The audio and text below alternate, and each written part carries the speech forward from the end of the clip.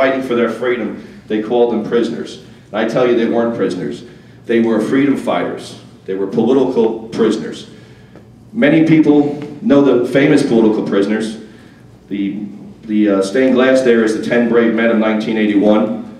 The woman you see up there to the left is the widow of Joe Cahill, who was an iconic Republican figure. But the ground soldier, the ground Republican, was just a regular person who fought for their country. People like we would have been. We may not have been great known names, but they did a lot of great work, and they were in prison so many times unjustly.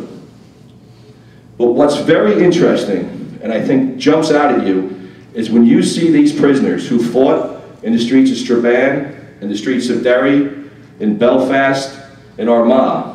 Do you know where they are today? They're back in the streets of Strabane, Derry, Armagh, and Belfast, putting their community together. It shows the sincerity of the struggle that they were involved in. These people now go back in, and what we try to do is spread out our funds as much as possible so that we have a presence throughout the North. Groups like Kostya, which is listed on the bottom, is basically the overall umbrella group for ex-prisoners. What Kostya basically does is often fights injustice for all Republican prisoners. Because if you were picked up in 1981 because your brother was a suspected IRA gunman and you were put in jail, you would have a record. 30 years later, you want to get a job, you want to get a house, if you want to adopt a child, that might hurt you.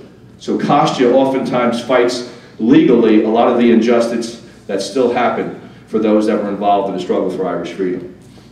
The other groups like Tarnell in West Belfast, Carja in Strabane, and Keepna in South Armagh are the people who fought and have gone back into their communities to help build up their communities. Strabane in Tyrone was the most economically depressed region of any country in Europe during the 60s, 70s, and 80s.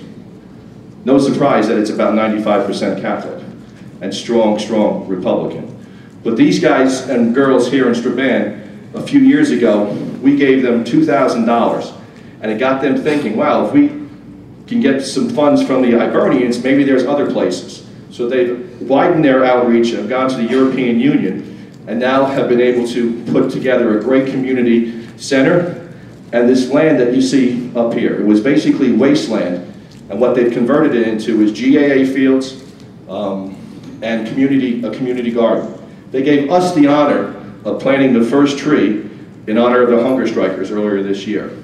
$2,000, and they consider us the cornerstone of why they're able to do what they are. We went to Strabane and you thought we were like visiting royalty. We also worry about the prisoners that are stuck here in this country.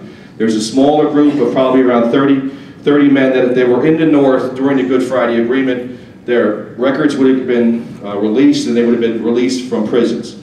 The men that were over here for various reasons are stuck in that gray area. Now as they're getting older and their families are being lost in the north of Ireland, they can't travel over. Well, I shouldn't say that. They can travel over, but they might not to get back in. There's a gentleman by the name of Matt Morrison. Matt's about 55, 56 years old, based in St. Louis. Matt is an emergency pediatric nurse. He's been doing that for 20 years.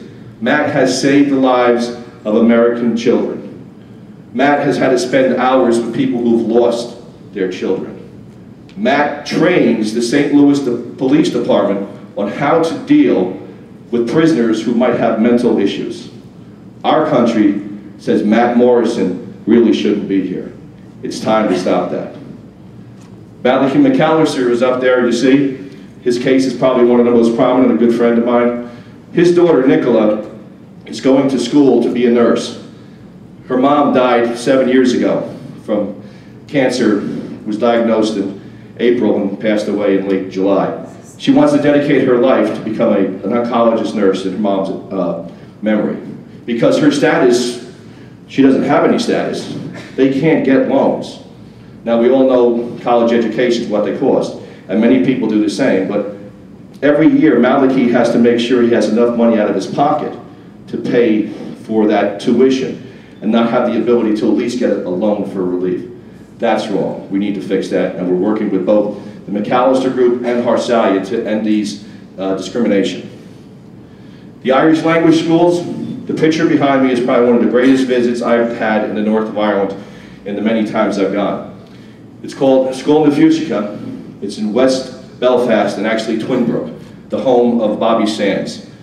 2 or 3 years ago, after Dave Burke passed away, we had raffles, and all the money we raised, we gave to this school. Dave was very instrumental in over 20 years ago when this school first started. The raffle raised over $5,000, and again, we went in with the check, and we were like conquering heroes. The children put on a Christmas carol in Irish language. They sang songs for us, and it was one of the most moving and gratifying experiences we've ever had. I think it's important to note that this school existed in FEMA-type trailers for almost the 20 years of existence. The day that we went there, they were embarrassed to say, don't use the restrooms because they have to be fixed. Over 15 years ago, the funds for a new school were approved. But guess what? Unionist politicians would continually block for 15 years the funds to be able to use. Did that stop these people from going to school and learning Irish? No, it didn't. They should be commended for what they do.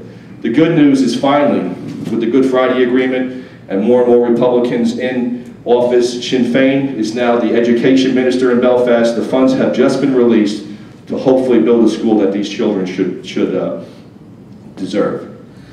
There's also a 501c3 in the States called Mary's Gift that raises funds specifically for Irish-speaking schools in the north of Ireland.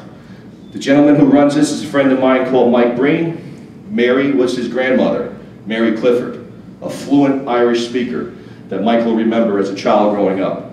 In her honor, he has made this charity. The Irish language today in the north of Ireland is growing like in no time in the last almost 100 years.